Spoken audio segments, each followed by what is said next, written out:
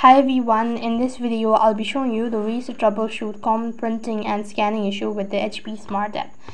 So for that case, first of all, make sure that your device is connected to an internet service. To diagnose and fix performance, the following troubleshooting actions.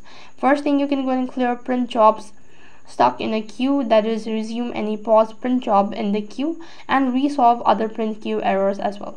Then you can also go ahead and check if the printer is offline and reconnects it to the network if possible, and then you can go ahead and resolve printer spooler errors as well. Then you can go ahead and check and install any available drivers update as well, and you can also connect the printer to, or if there is a port mismatch. So these are some of the common troubleshooting steps which you can try in solving common printing and scanning issue with the HP Smart app. So that's it for this video. I hope the video was helpful. Make sure like, share and subscribe to our channel. Thank you for watching.